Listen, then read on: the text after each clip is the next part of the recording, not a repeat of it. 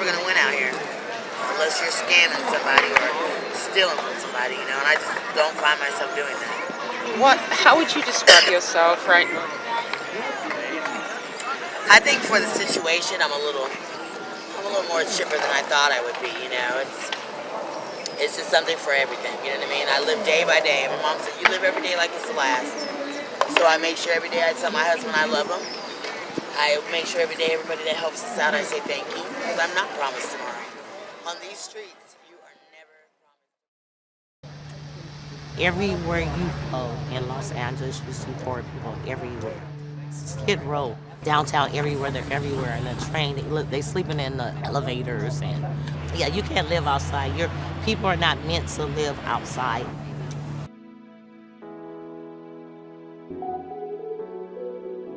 Skid Row has long been synonymous with homelessness in America. But today, homeless encampments in Los Angeles have sprouted up across the city, from Hollywood to neighborhoods like Echo Park to South LA. And unlike in most major cities where the vast majority of the homeless live in shelters, in LA, the majority of homeless live on the streets, in plain sight, in vehicles, tents, makeshift encampments, with nowhere to go.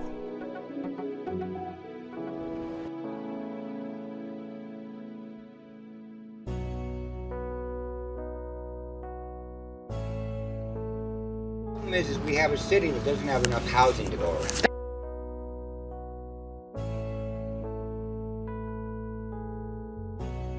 Cars, freezing cold, rain, just a bunch of stuff we have to deal with, you know. Some of us deal with mental illness, running in. I have a bunch of diagnoses, and, you know, I just, you know. How can we change this? Because this is awful. Like I said, we have to put somebody in office that has more responsibility with the money that they get for the homeless. You know, people are not utilizing that money right. They're using it for their personal use and personal cars, personal rent, and all kinds of stuff. They claim that there's money in there for us, but we don't see it. We all we see is a shower and a cold turkey sandwich, and that's not right. At this area, we're waiting for the winter shelter. It's surrounded by First Serve, I believe, in the city of Los Angeles, which that's the place that funds it. But for the night, you know. But then they'll run us out at 5 o'clock in the morning. It's freezing cold, and, you know. They feed us, and I mean, it's not the best of best, but you know, we're grateful for anything, you know.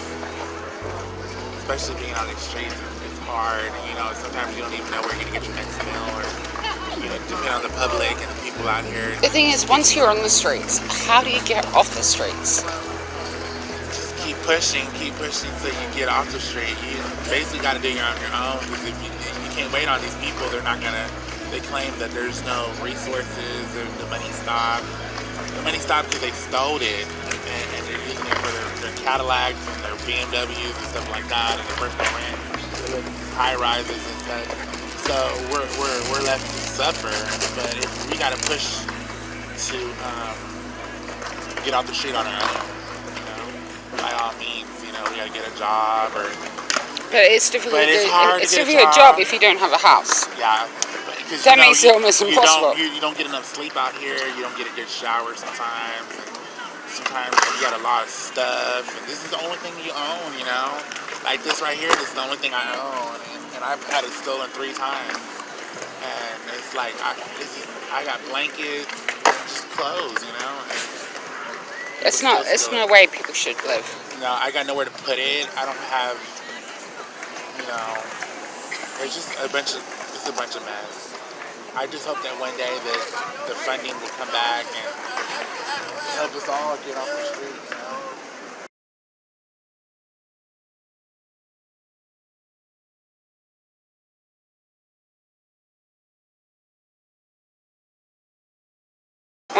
One night's sleep. One night's sleep. You'd be kicked out at 5 a.m. 5 a.m. Or to back out in the cold. back in the cold. Sometimes sometimes they say you can stay 24 hours when it's raining.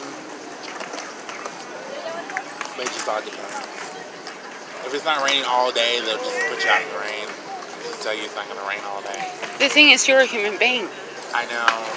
You're a human being. You don't deserve this. People just don't care. It's all about the money, you know. They do this for money. They don't do it because they care about us. You know, everybody, you know, it's obvious it's about the money. Money, money, money. And it's greed. Everybody wants it. I understand that, but especially if it goes to something like for the homeless, they should utilize it. So we could have a 24-hour center, so we could have our stuff there, you know, and That's a really good better idea. ourselves to go look for all this stuff. People judge you by just holding a bunch of stuff, you know. Yeah, I know. You're nothing but trouble. People. You're such a worthwhile person Thank because you. what you're doing right now is helping to educate people. Yeah. I just hope that something comes along and I better get out the street.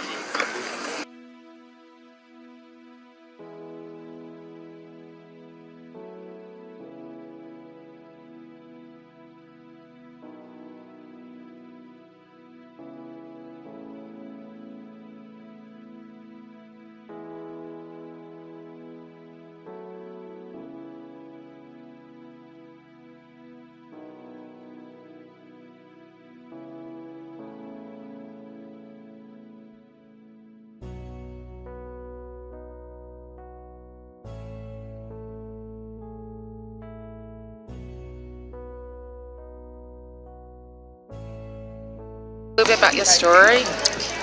Well, we're originally from Georgia. We came out here because my husband's parole didn't discharge him in March, and they violated him in August. They brought us out here for 3 days, and we've been on the streets ever since November 8th of this year, 2018. What's it like for a woman to be out on the streets? It must be horrendous. My husband worries about me more than anything because I am a woman, but unfortunately I came from a stronger woman. And it pretty much made me who I am today. You know, it's like I've had it rough. I've had a really rough life. Why's that?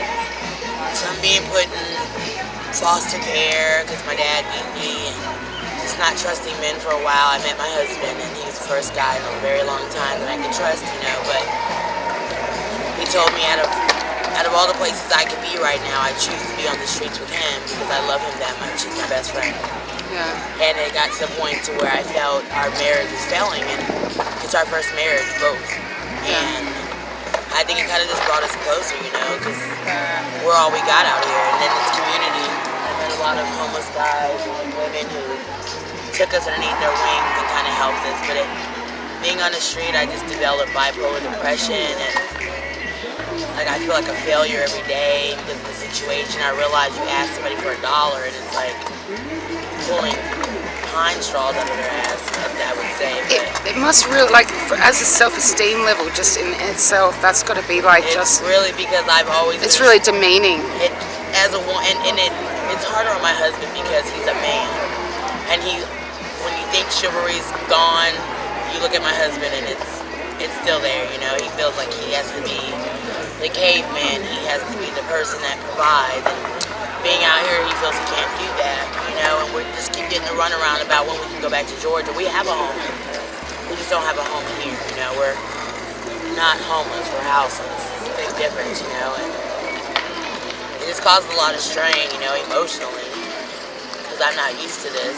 You know, I'm not saying that I'm sheltered. I'm not saying I had a silver spoon, but I always had a roof over my head. You know, and to be assaulted out here, where your chest cavity is broke, have your stuff, everything you've worked for, just taken from you. You know, it's like I worked hard for that. These people need to work hard for what they want. You know, and to come out here and lose it all, and just, I don't know, it kind of gets you down a little bit. I think it would get you down a lot, actually. I don't really know how you cope because I could never even compare this to anything. Like, people walk out here and be like, oh, Venice Beach is so dirty, there's so many homeless people, but being homeless now and looking from the inside, it's beautiful, like, out here. I mean, not the livelihood, but just look at how all your talent is out here, you know?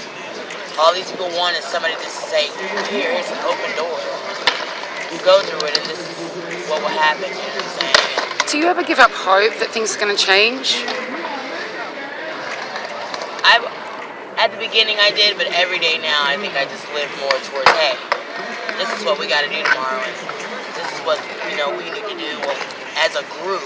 You know what I'm saying, or as a couple, me and my husband. But it does get to the point when you just wonder at that point where God is at that point. You know what I'm saying? Like, why, if He loved us so much, would He make us suffer like this? It's rough when you can't eat for 4 days. People will never understand how that $1 one person gives you is like $1 million. Can you run me through just a day in your life? Well, we get up, we go to a shelter at night, but they yell at us, and they're not very nice people. They give us dinner, they give us sack lunches. We're kicked out at 4:30 in the morning. The bus brings us here, and you have to find something to do all the way till 5 o'clock, which is what I'm doing now, because the lines get pretty long right about now with it being windy and cold. So if you're not here at least by 2 o'clock, you won't get a spot. Why did they kick you out so early? Because we're in an armory, and I guess the armory still has to do their daily basis things. And the army just, hey, you guys got to get out by 4:30. So you just wait here all day to get into the shelter just to have a better roof over your head. They're not very nice to you there. And then you get out. And then you were saying something how you were studying, but when you go to Starbucks, you can't even use the Wi-Fi or charge your computer. Yeah, I'm actually doing criminal justice, and I've been telling myself for years, I'm going to go to school, I'm going to go to school, and I'm going to go to school. When all this started happening with my husband, I realized that they violated his 5th and 6th Amendment, and at that point I started looking more into law instead of accounting what I was going to do. Yeah. And once I started looking into criminal justice, and I wrote the governor of California, I wrote the governor of Georgia, I wrote the Supreme Court. I went all the way out for him. I wrote NBC, I wrote everybody to tell them the story of what's going on with us right now, and how the government just gets you out here, parole gets you out here when you were originally supposed to be off in March of this year. It's now December, and we're on the streets with nothing. They didn't help us after 3 days, and if they do help him, they'll put him in a halfway house, but then it's me left out here, and he doesn't want to do that. Like, me and my husband are like best friends, Yeah. How are you guys going to get off the streets? That's the whole thing. Every day I make a plan, I think, to go and at least fill out 4 applications. Even if I get on my phone and do snag a job and fill it out that way, and they give me calls, I do it. I'm not one of these people that sit around and want things handed to me, because I've never been like that. You know what I mean? I'm always a go-getter. I want to get out there and get what I can get. Change to your always life. stay on top, you know what I'm saying, to survive. And as a woman out here, I watch a lot of them, and I see a lot of mental illnesses out here. And it's not because what they are or what they've done. The streets will literally drive you to the point of being insane. Why is that? Being robbed every night, you know what I'm saying? Getting beat by police officers, being told, hey, you can't sleep here, and if you sleep there and you don't know, you get a ticket. They even have a thing where you can go, if you're homeless, you can go to this court and fight a ticket because they know you can't pay it. You're homeless. So I feel like the government's just failed us a lot, you know what I mean? And it's kind of like you're treated like you're not like even treated like human beings anymore. It's like you're treated like animals almost. I honestly feel it's going back to those days. Like, I feel like it's going to get to the point to where, they're recalling everything as far as food and things like that. It's going to get to the point to where everything's going to be computerized, you know what I mean? And I think slavery is still here. Whether we slave for a master or whether we slave for the government, we're still enslaved somehow, People's like, there's a heaven and a hell. We are in hell. This is hell. You know what I'm saying? A lot of people don't understand homelessness and how this all happens, but everyone's really just one paycheck away from being homeless now, because we don't have, there's no job stability anymore. What would you say to those people who judge you every single day? Because I'm sure people judge you every single day, which is just an insult as well. I would actually say, one day it actually happened to me. This man went by me, and he said, I will never give you guys anything, get a job. And I ran down the street to him, and I said, let me tell you something. I said, let me show you something real quick. I pulled up my laptop and showed him where I logged into my student account. And I showed him, I said, sir, I'm not a bum. I don't live here. I said, and they tell you have resources, and they want to keep family together, but every shelter we went to, they wanted to separate me and my husband. And we would have rather slept on the street than to be separated. Which shelter do you go to? We go to the Armory. I don't know exactly what So the bus just comes and picks you up. Yeah, the bus comes and picks you up at 5. There's a bus at 5, one at 6, one at 7. You get there, they give you your cots. I recently had to go and invest in cleaning materials because I'm now finding out that a girl that was on the bus, she yelled that she was HIV positive. And I know that she scratches her legs a lot and she has these open sores and she doesn't put blankets on her bed and they don't sterilize these things. And I get mad when people take my blankets, and I'm not a petty person, but when I know I take a bath every day at the shelter. I cannot, as a woman, I have way too much stuff open. And I watch these people, and I sprayed some air freshener the other day, and they were going to kick me out of the shelter because a man complained about it. I said he only complained about it because it smelled good. And that's something he's never experienced because he doesn't take baths. I've been here 2 weeks, and he's never gotten a shower, so he doesn't know something that smells good. Of course it's going to irritate him, What is it like in a shelter? Is it just like, I've talked to people before, and they say sometimes it's better to be out in the streets than in a shelter sometimes. You're never safe in there. You go there for a safe haven, and you're talked to like you're just trash. They wake up every morning and say the rudest things. Like what? You don't like how we treat you. Go back to the effing streets where you belong. Just things like that. And my husband, he's a teddy bear, and he got fed up one day, and he said, you know what, hey, I did 15 years in prison. Every morning when you tell us to get up, I'm the first one up. He said, I don't need to hear you down talk me or downplay me or however it may be. That's him right there. But it's just horrible in there. Like, if it wasn't for the simple fact it's cold, I probably would be outside because That's just such a horrible place to be. Is there no long-term shelters or anything like that? Most of them right now are closed, so they have only the winter shelters, and they're only open till March. And once March comes, they close down. So it's then I think the other ones may open up, but there's so many waiting lists. We went to one, they're like, yeah, you guys can come and get in, but if you're not here at 4 in the morning, he gets up that early, But in this life, you have no choice because either you're being woke up by the street people, police officers, rude people, bums, everything, It's never ending. It's always something every day. You must be so traumatized by all this. I'm really I feel like sometimes I'm not me.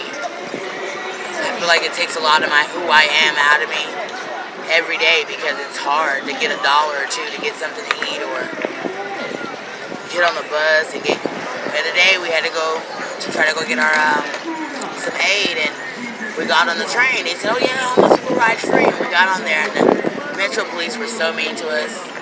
Luckily, some good Samaritan came out of nowhere and just paid for us a tap card, and I just thanked him. And there was never I would never be able to tell this man how absolutely grateful I was for it. People don't appreciate the gooder things, but then you got those who don't know the story, and if you don't know the story, you reject the unfamiliar. You don't know about it, you don't want to know about it. Oh, I'm not homeless, why should I help them? I don't want to know about it. That's their attitude. But even when I was like these people walking with money, I still donated. I still gave to the homeless. And we got it bad in Georgia. This is nothing compared to Georgia. Skid Row is nothing compared to Georgia. And that's where they wanted to send me and my husband when we first got here. And they told me, hey, this lady had a story on the website. She said she had been stabbed down there and shot. The caseworker was like, well, I have to tell you about it, but I don't recommend that you go there, so... I don't know it's really heartbreaking. It's like you're not given a chance to actually improve your life right now. And I wrote on one time, I wrote on one of my papers, I'm like, I'm not a bum. I said, I'm just in a certain situation that is completely not my fault. And somebody stopped and gave me $5. But I was amazed at how many people will support you getting something to drink and some drugs than giving you some food. That's crazy. Amazing.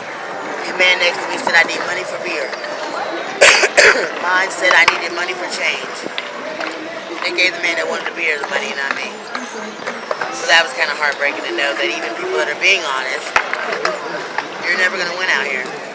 unless you're scamming somebody or stealing from somebody, you know, and I just don't find myself doing that. How would you describe yourself right now? I think for the situation, I'm a little more chipper than I thought I would be, you know. It's just something for everything, you know what I mean? I live day by day. My mom said, you live every day like it's the last. So I make sure every day I tell my husband I love him. I make sure every day everybody that helps us out, I say thank you, because I'm not promised tomorrow. On these streets, you are never promised tomorrow. And I told my husband that I wanted to write a book called Homeless in LA or do a documentary. And I wanted all of them to tell their stories and how they got where they got, you know, because every situation is different. Everybody's story is different. You know, and I see these elderly people and people in wheelchairs, and it just breaks my heart because it's like nobody, they walk by us like we're garbage. You know, and I don't feel like I'm garbage, but they look at us like that way. And I'm clean. Like I have no, you know, I'm not dirty, I got clean socks. And I'm still not given a chance, you know what I mean? So, where do you go when you just have nothing? And no one to turn to, and no one to tell you, hey, you can get through this, you're gonna be okay. Where do you go? Like, that's why I have these people get on drugs and to get away from it all, to have to think about the problems that are at hand and how do we change it?